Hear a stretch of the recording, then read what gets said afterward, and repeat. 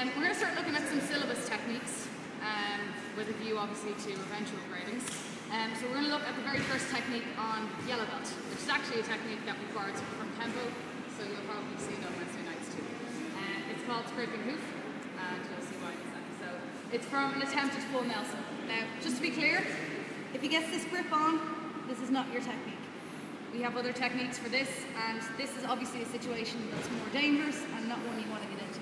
This is for, you know, I'm standing and he started to come on. So immediately, I want to drive down with my hands to grip his arms and drive my head back into his. Nice and simple, okay? Okay, be careful, don't put your head too far forward because if the person jerks back, they might break your nose.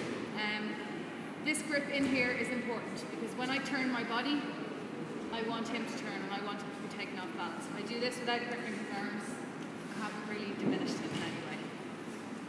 I grip down, I turn my body. I kick his knee, I spread him out. I turn the other way. Kick, turn around, and leave. Super simple, okay? So, the grab comes on, grip down, and back with the head. It doesn't matter where on his head you're going to get. Turn to the right, kick, turn to the left, kick, and leave. Okay, give it a go, I'll walk around and correct. Okay, so I want to take a look at our hip throw. It's our basic direct motor throw, and it comes up at least once on your yellow belt syllabus, and will pretty much come up on every belt for the rest of your martial arts career, basically in Jiu Jitsu, in some form or another. So just to get the hip throw right, we're going to start with a basic entry and a basic throw. We're going to jazz it up for those of you who are comfortable with hip throws. I'm going to turn it into twisting branch instead. But basic hip throw first of all, just right on the punch, double block.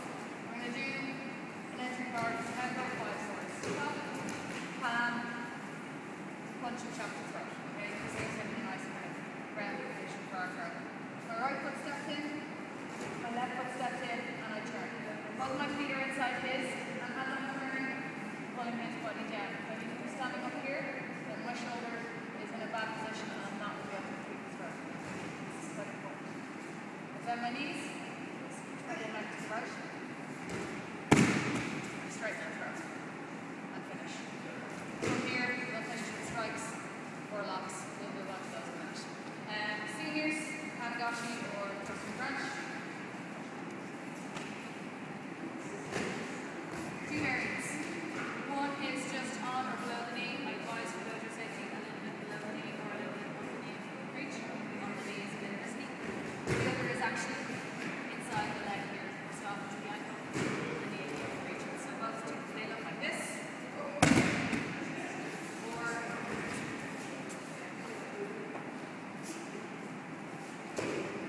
like this. Okay? So comfortable with your hip throw? Give that variant a try. If not, let's just start with it. Okay, last week we looked at finger locks. We're going to look briefly at them again, just as an entry to hip throw. Don't make that face. So we're going to do them off a very simple entry. Basically, they're going to do a left hook punch. You're going to block, and you're going to slap them repeatedly in the face until their hand comes back to cover their face.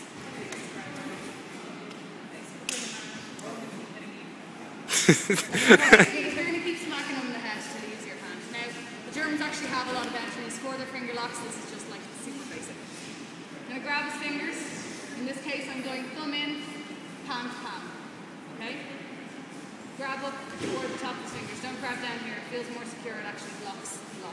You want to grab his fingers and bring them kind of down and around. So a little bit of a kind of a circular twist on them, and then down his belly. Okay? Okay.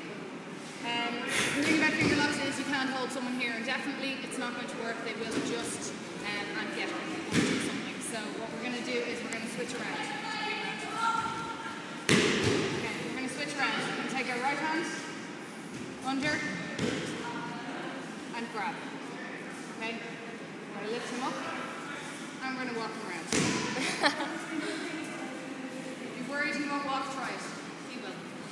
A couple of things to note, there are more grips that you can use here, where I hook this finger so he can't pull out, and where I put on the majority of the pressure with my baby finger. It's more complicated to get into, so this is fine for now. Just a very straightforward motorbike grip that you've got here. I keep the pressure on here by applying pressure here on his arm. If I don't, there's literally nothing to stop him elbowing me in the face and then killing me. All I have is his fingers. Okay? What we're going to do is walk him around, bring him out and goes, throw a punch, and then we're into our entry for hip throw. Okay? You're going to do your hip throw. Seniors, make it thrusting crunch. And we're going to do a very, very basic block afterwards. Grab his arm, stamp down on his head, and snap it at the elbow against your knee, literally as you're walking across. Okay? And show you one more time, and then we can give it a go. So, he punches, we block, smack him in the face. Grab, palm to palm, come in. Bring him down. My right hand snakes under, and I grab his spare fingers, his top two. I bring them up, and I bring them around. He throws the punch.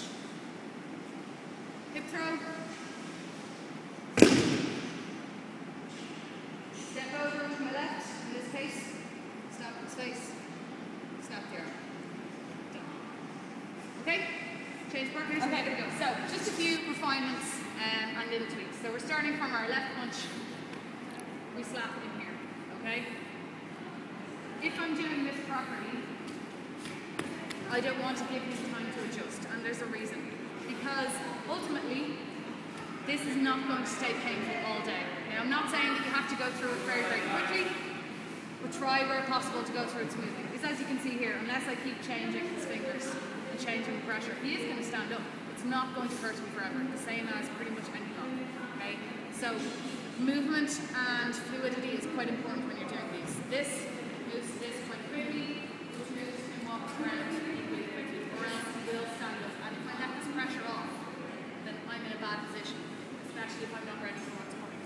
Okay? So you need to keep the pressure on, you need to keep him in a position that's uncomfortable, and you need to keep him moving around so that you know what's coming. Only let this off if you're prepared for some sort of retaliation. In this case, we want him to punch because we want him to look like a throw. We're going to punch. Come in here. Okay? One thing I'm seeing a little bit of is people going just a little bit too far out with the bums here. We do sometimes do throws that go out like this, but they go all the way out, and they go out quite quickly as well, so we don't take a lot of weight on your back. So if you're going to do this, do this. Otherwise, stick to hip throw, where your butt should be sticking out that way. Okay? Throw. I like to drop my weight down through my knees onto his ribs. Why? Because it actually doesn't hurt that much to be thrown on weight. It's probably not going to kill someone's no doubt. Sorry, it's just not. So, you need to hurt him when he's on the ground. And this is why I also don't just step over, I literally step through his face. I don't care if it breaks. And then I snap his arm. As I said last week, and I'm going to do the same again, there's a wonderful conceit that this is going to kill someone.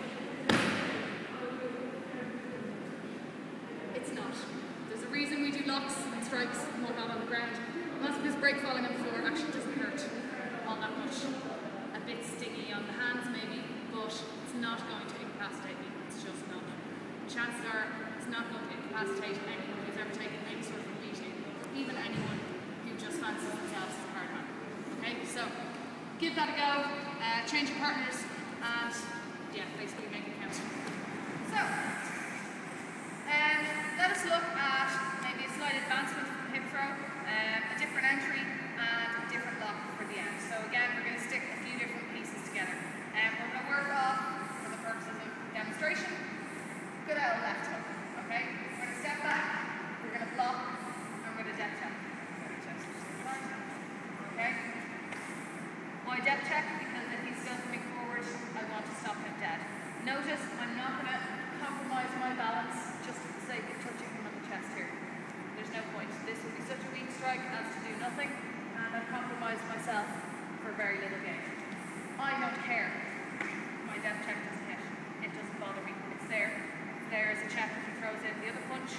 It's there to strike the face. It's there to do that punch. Okay? I'm going to shift my weight back onto my back leg. I'm going to kick, groin or knee, wherever I can reach. And as I land, I'm going to choke. Before this sends him too far back, I'm going to hammer strike in the gut to bend him back over. Okay? So, just the entry once more.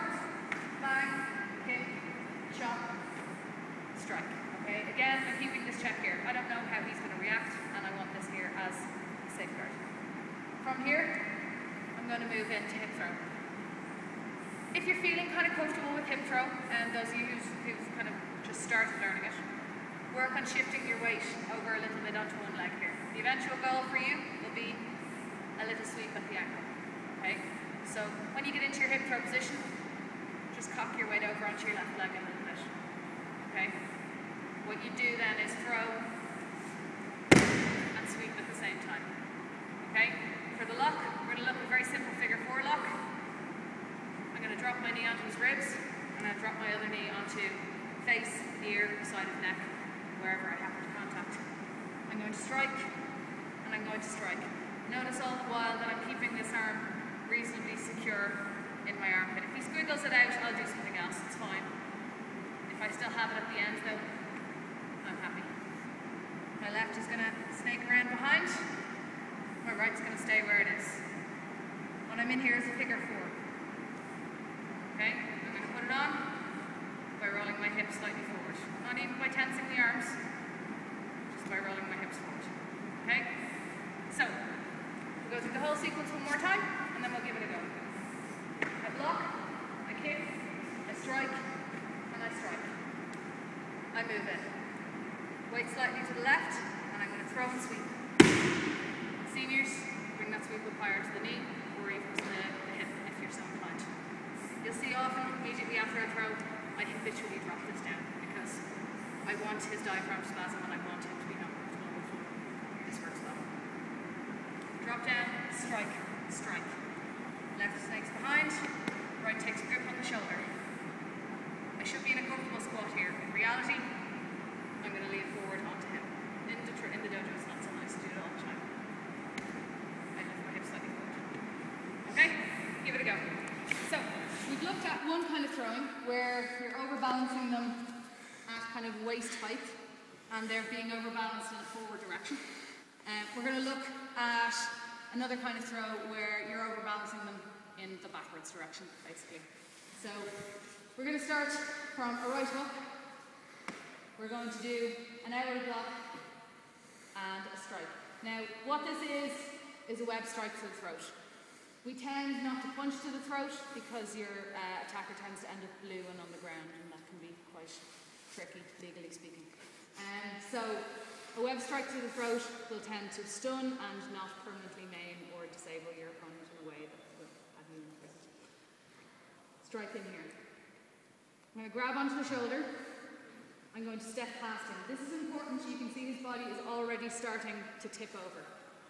I'm going to elbow him in the jaw, which is going to take him further over. If I wanted to, I could just walk past him and knock him over here, okay?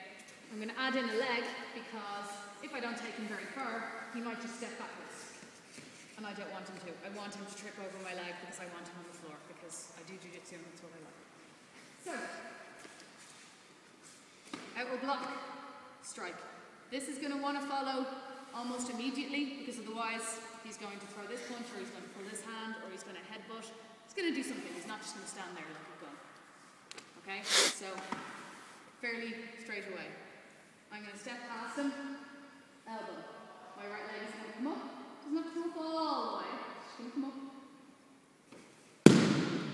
And sweep back. Okay? As ever, I hang on to him. Why? Because as we discussed earlier, just chucking someone on the floor might not be enough to end the fight and might just be enough to get him really quite cross. Okay? So I'm going to hang on to him. I'm going to drop my knee again.